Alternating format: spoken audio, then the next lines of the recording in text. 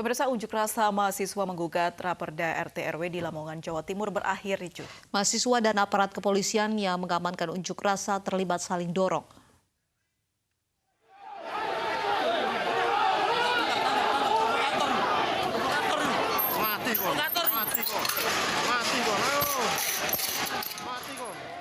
Unjuk rasa mahasiswa menggugat Raperda RT/RW di Lamongan, Jawa Timur berakhir ricuh.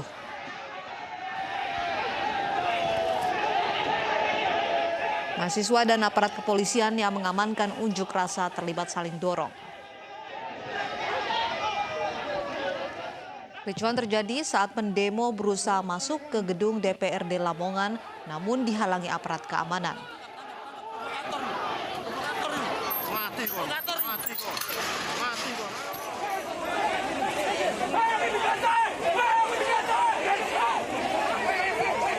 Polisi yang mencoba memukul mundur mahasiswa sempat kewalahan karena mahasiswa tetap mencoba merangsek ke gedung DPRD.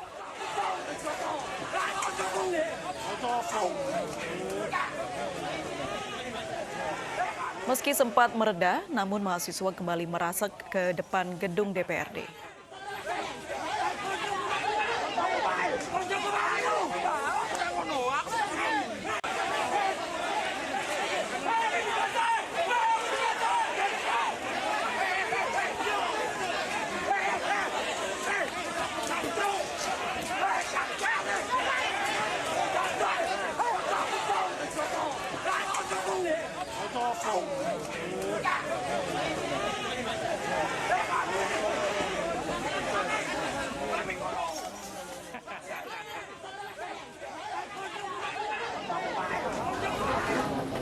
Ini nanti kita pemasukan APD kan kita bahas di dalam. Untuk mendinginkan suasana, perwakilan DPRD menemui pendemo untuk memberikan penjelasan terkait pembahasan Raperda RT/RW.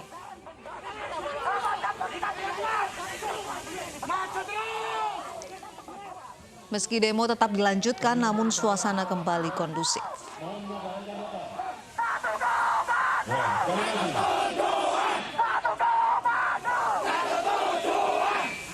Sekali lagi kami mohon dengan sangat, jangan. Ratusan istri nelayan Kepulauan Sangkarang, Makassar, Sulawesi Selatan berunjuk rasa di rumah dinas Gubernur Sulawesi Selatan. Pendemo menolak tambang pasir laut di wilayah perairan Sangkarang karena menurunkan hasil tangkapan nelayan.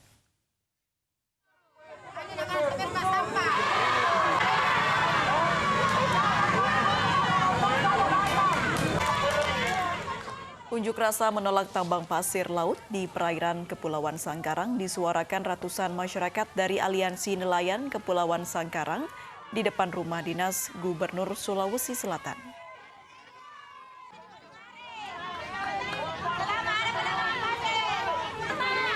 Menurut pengunjuk rasa, penambangan pasir laut berdampak negatif karena menurunkan hasil tangkapan laut.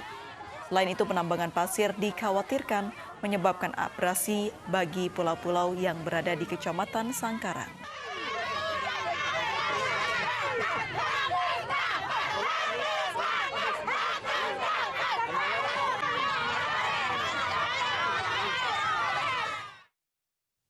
Beralih ke informasi lain, pemirsa, Dewan Pimpinan Daerah PDI Perjuangan akan mengusung Gibran dalam pemilihan Wali Kota Medan. PDI Perjuangan menyatakan Kota Medan membutuhkan sosok pemimpin muda yang energik.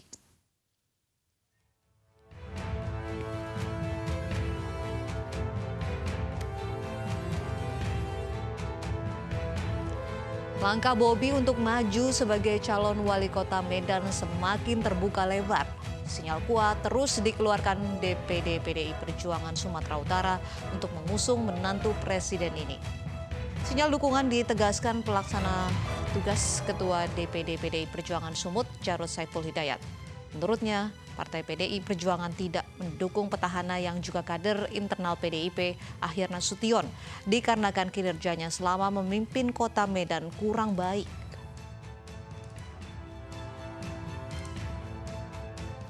Kita membutuhkan sosok pemimpin yang muda, yang fresh, yang membawa angin segar, ya, yang penuh kreatif, inovatif, karena ke depan akan terjadi proses regenerasi di dalam kepemimpinan baik di lokal maupun di nasional.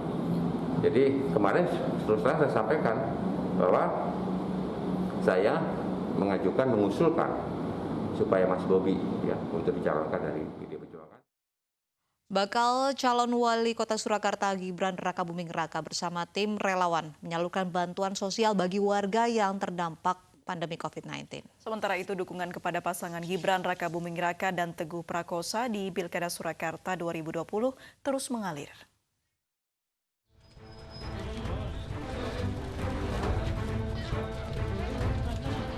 Setelah mendapat rekomendasi dari PDI Perjuangan, bakal calon wali kota Surakarta Gibran Rakabuming Raka bersama tim relawan menyalurkan bantuan sosial bagi warga yang terdampak pandemi COVID-19. Gibran belusukan untuk bertemu langsung dengan warga Surakarta. Putra Presiden Joko Widodo ini telah membentuk tim pemenangan Gibran Teguh untuk menyalurkan bantuan kemanusiaan di bawah koordinasi tim pemenangan DPC PDIP. Teman-teman relawan tetap turun untuk melakukan kegiatan-kegiatan kemanusiaan. Mereka, teman-teman relawan ini kan bukan relawan politik, tapi relawan kemanusiaan. Jadi setiap hari turun untuk membantu warga yang ada di pasar, di kampung-kampung semua. Sementara itu, dukungan kepada pasangan Gibran Rakabuming Raka dan Teguh Prakosa di Pilkada Surakarta 2020 terus mengalir. Kini Dewan Pimpinan Wilayah Partai Persatuan Pembangunan Jawa Tengah ikut masuk ke dalam barisan pendukung Gibran Teguh. Gibran yang dianggap mewakili sosok muda sekaligus putra Presiden Joko Widodo menjadi daya tarik banyak partai untuk ikut mendukungnya. Dari Surakarta, Jawa Tengah, Septiantoro, iNews melaporkan. Bakal calon independen di Pilwalkot Solo 2020, Bagio Wahyono dan FX Suparjo atau yang dikenal dengan Bajo tidak main-main untuk bisa menjadi penantang putra sulung Presiden Jokowi, Gibran Rakabuming Raka. Saat ini Bajo telah mengumpulkan 28.629 KTP elektronik sebagai syarat dukungan.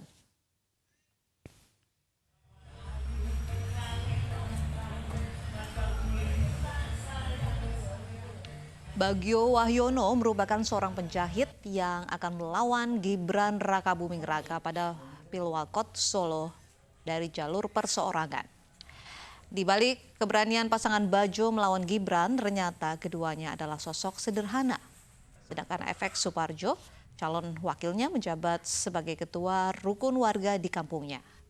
Pasangan Bajo ini ingin membuktikan tukang jahit dan ketua RW masyarakat biasa bisa maju di Pilwalkot Solo tanpa ada mahar politik dan uang yang banyak. Dan ingin membuat perubahan yang lebih baik di Solo. Batas minimal untuk bisa maju jalur perseorangan di Pilwalkot Solo harus mampu mengumpulkan sebanyak 35.870 IKTP, disertai surat pernyataan lengkap bermaterai.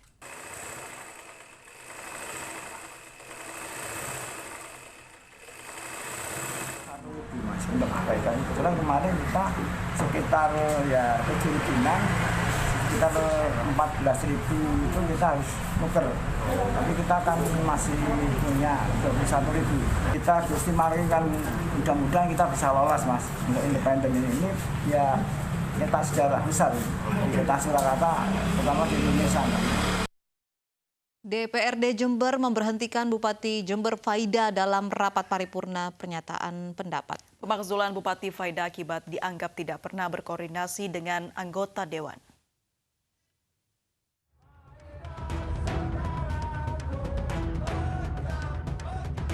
Seluruh fraksi di DPRD Jember sepakat untuk memberhentikan Bupati Jember Faida karena dianggap tidak pernah berkoordinasi dengan anggota Dewan dalam menjalankan roda pemerintahan. Sebelum pembacaan putusan paripurna, masing-masing fraksi menyampaikan pendapatnya di hadapan sidang. 7 fraksi yang ada di DPRD Jember sepakat untuk memakzulkan Bupati Faida. Sementara itu, di luar ruang sidang, ribuan warga Jember yang menamakan dirinya Aliansi Masyarakat Jember berunjuk rasa di depan gedung DPRD. Mereka meminta DPRD Jember yang sedang menggelar rapat paripurna dengan agenda usulan hak menyatakan pendapat DPRD untuk memakzulkan Bupati Jember. Pendemo menilai selama 4 tahun menjabat, Jember semakin amburadul. APBD hingga kini tidak pernah transparan dan membuat ekonomi Jember hancur hingga merugikan masyarakat. Usai membacakan pernyataan, pimpinan DPRD Jember menemui pendemo untuk menyampaikan hasil akhir dari sidang paripurna. Bahwa ini adalah proses konstitusi dan harus kita hormati. Artinya apa? Nanti ada pengadilan yang akan menetapkan, yaitu Mahkamah Agung. Pimpinan DPRD meminta kepada masyarakat Jember untuk berdoa agar Mahkamah Agung secepatnya memberikan jawaban atas kesepakatan yang telah dibuat oleh DPRD sehingga dapat menerima kepastian secepatnya. Setelah mendengarkan keterangan dari pimpinan DPRD, massa kemudian membubarkan diri dengan tertib. Dari Jember, Jawa Timur, Bambang Sugiarto, iNews melaporkan. Mengapa Bupati Jember harus dilengsarkan? Apa dampak secara politik dan hukum? Kami akan membahasnya bersama anggota DPRD Jember Nyoman Aribowo dan juga pakar hukum tata negara Refli Harun. Dan kami juga masih mencoba menghubungi Bupati Jember Faida. Saya sapa dulu, ada Pak Refli dan juga Pak Nyoman. Selamat sore. Sore, Assalamualaikum warahmatullahi wabarakatuh. Waalaikumsalam. Ya, selamat sore. Baik, pemirsa, sebelum melanjutkan dialog, ini ada informasi pemakzulan atas Bupati Jember oleh DPRD dianggap tidak prosedural. Menurut Jubir Bupati Jember, Gatot Riono, Bupati tidak diberikan materi konkret atas kegiatan hak menyatakan pendapat di kantor DPRD Jember. Kaitan dengan hak menyatakan pendapat DPRD Kabupaten Jember, dari pihak PMK berpendapat bahwa ada prosedur yang tidak dilalui sesuai PP 12 tahun 2018. Yaitu hanya pihak DPR hanya memberikan undangan tertanggal 20 tanpa memberikan materi HMP apa yang akan disampaikan, sehingga kami Bupati tidak bisa memberikan persiapan-persiapan apa yang harus disampaikan kepada mereka nantinya. Kami tetap melihat situasi kondisi yang ada, sehingga Dewan sudah berjalan dan kami akan mempersiapkan semua sesuatu yang perlu kami siapkan juga nantinya. Selama ini aktivitas masih normal-normal aja karena tidak ada keputusan apapun dari. Ya, pemirsa, kita lanjutkan kembali dialog kita bersama anggota DPRD Jember Nyoman Aribowo dan pakar hukum tata negara Refli Harun. Saya ke Pak Nyoman terlebih dahulu. Pak Nyoman, sebenarnya apa hasil dari sidang paripurna yang menetapkan Bupati Jember Faida ini? Ya, jadi kemarin kita waktu sidang paripurna hak menyatakan pendapat, semua fraksi, 7 fraksi, hadir 45 anggota Dewan dari 50. Semuanya sepakat untuk menyetujui usulan pengusul tentang hak menyatakan pendapat yang materi isinya adalah soal pemberhentian Bupati. Jadi sebenarnya ini sudah rangkaian panjang kelanjutan dari hak-hak pengawasan Dewan, yaitu mulai interpelasi, angket, dan akhirnya berujung pada hak menyatakan pendapat. Apa pertimbangannya hingga DPRD akhirnya memutuskan untuk memberhentikan, memakzulkan Bupati Jember Faida? Ya, jadi sebenarnya persoalan ini cukup panjang, Mbak. Jadi sudah diawali dari 1 tahun yang lalu, yaitu bahwa Jember itu persoalannya diawali dari adanya teguran, pelanggaran dari Komisi Aparatur Sipil Negara terkait dengan Bupati telah melanggar sistem merit dalam pengangkatan pejabatnya, yaitu di bulan Oktober. Kemudian di bulan November muncul lagi surat dari Mendagri, hasil pemeriksaan khusus dari Mendagri yang intinya bahwa pertama Bupati dalam SOTK-nya 33 OPD, 30 SOTK-nya bermasalah, sehingga perintah dari Mendagri untuk kembali ke SOTK 2016. Yang kedua, soal mutasi jabatan ada 17 mutasi yang bermasalah, sehingga perintahnya Mendagri diminta untuk kembali ke mutasi 2018. Nah, kemudian juga ada perintah dari Mendagri untuk mengembalikan, karena ada pejabat di Dispenduk Capil yang itu wewenangnya pemerintah pusat Mendagri dimutasi oleh Bupati, sehingga itu melanggar juga. Sehingga dampak-dampaknya luar biasa, karena salah satunya Jember, karena SOTK-nya bermasalah, sistem birokrasinya tidak nyambung dengan di Menpan RB, dampaknya salah satunya adalah Jember kehilangan kuota PNS, sehingga hampir 700 lebih itu PNS, calon PNS yang harusnya menjadi hak masyarakat Jember tidak bisa karena SOTK-nya yang bermasalah. Baik, nah dari Pak situ, Nyoman. ya Mbak. Pak Nyoman, terkait pelanggaran yang dilakukan oleh Bupati Jember Faida ini yang ternyata sudah lama, apakah tidak ada mediasi yang dilakukan DPRD dengan Bupati, Pak Nyoman? Oh, kalau mediasi kita selalu, Mbak. Jadi memang tugas Dewan kan kita fungsi pengawasan. Jadi secara formal maupun informal, langkah-langkah komunikasi dan langkah-langkah kita mengingatkan sudah kita lakukan. Bahkan pada saat pembahasan RAPBD tahun 2020, ya itu terjadi deadlock karena apa? Karena DPRD tidak berani membahas itu karena pejabat dan SOTK yang bermasalah. Karena eksekutor anggaran ini kan pejabatnya. Nah ini kalau APBD ini kita kita sepakati padahal SOTK dan pejabatnya bermasalah, nah kami dari DPRD juga tidak berani melakukan itu. Berarti makanya mediasi tersebut tidak membantu ya Pak Nyoman ya? Mediasi itu dengan gubernur ya, kita sudah nyampaikan gubernur sudah beberapa kali, dan mediasi di tingkat Mendagri sudah beberapa kali, Mbak. Hasilnya seperti apa, Pak? Kenapa? Hasilnya seperti apa? Kalau yang mediasi Mendagri itu kaitannya utama dengan APBD ya, karena Jember tidak bisa menggunakan APBD-nya secara penuh, masih berupa perkada atau peraturan bupati yang itu hanya digunakan untuk urusan yang wajib dan mengikat, tidak bisa digunakan untuk pembangunan secara penuh. Baik, saya ke Pak Refli. Pak Refli, apakah alasan-alasan atau pertimbangan yang disebutkan Pak Nyoman tadi itu cukup begitu untuk memakzulkan seorang Bupati Jember? Ya, kalau kita lihat ya undang-undang tentang pemerintahan daerah, Undang-Undang Nomor 23 tahun 2014, saya mengatakan, termasuk undang-undang sebelumnya ya, Undang-Undang 32 tahun 2004, saya mengatakan bahwa memang terlalu mudah untuk memberhentikan seorang kepala daerah, baik gubernur, bupati maupun wali kota. Jadi misalnya melanggar sumpah janji jabatan dan lain sebagainya, itu adalah sebuah alasan yang bisa ditarik ke sana kemari. Maka akhirnya akan bergantung pada konstelasi politik.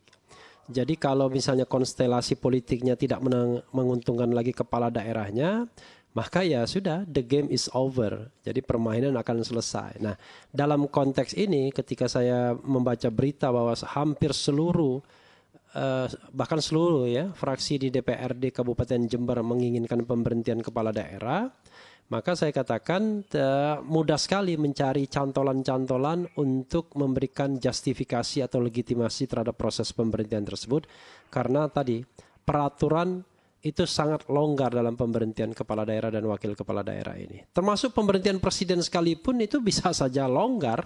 Nah, tapi nanti kita akan lihat tergantung bagaimana kemudian legal perspektifnya. Karena itu yang paling penting adalah bagaimana Mahkamah Agung bisa independen begitu. Baik. Saat ini kita juga sudah bergabung dengan Bupati Jember Faida. Ibu Faida, selamat sore. Selamat sore. Ibu Faida, silakan tanggapannya terkait dengan Anda yang dimakzulkan oleh DPRD Jember melalui hak menyatakan pendapat. Baik, terima kasih Mbak. Memang sekarang lagi seru ya berita tentang Jember. Dan terima kasih kesempatannya untuk bisa bicara di sini. Dan pada hari ini saya ingin sampaikan bahwa banyak orang bertanya kepada saya, bagaimana setelah kejadian kemarin Dewan menginginkan pemakzulan pada atas Bupati Jember. Saya sampaikan bahwa Dewan melaksanakan haknya. Jangan saya mengambil sikap.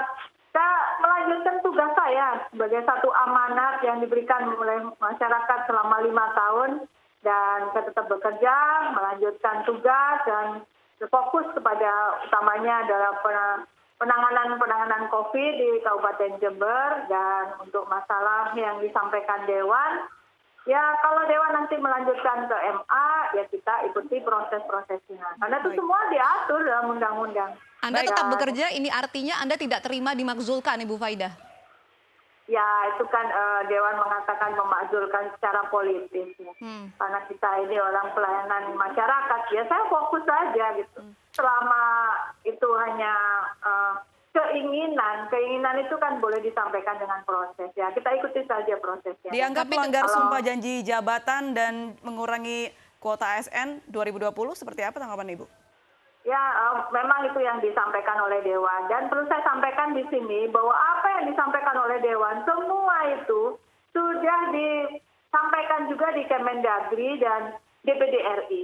Dan kami juga sudah difasilitasi oleh Kemendagri dan DPD RI beberapa waktu yang lalu, bahkan sampai 7 jam 20 menit kami diberikan waktu dan dalam guiding dan pembahasan yang luar biasa tuntas di sana, dan sudah dibuatlah satu kesepakatan dalam berita acara yang resmi yang ditandatangani baik oleh para pimpinan DPRD maupun oleh Bupati dalam keadaan sadar dan tanpa paksaan.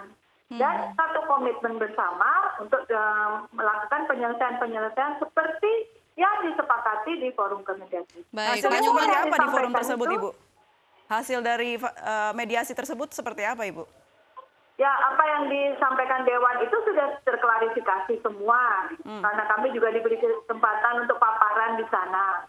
Untuk hal-hal yang ada perlu penyelesaian administrasi, ada kesepakatan bahwa ada penyelesaian sampai bulan September secara administratif. Sudah ada kesepakatan begitu ya Ibu ya?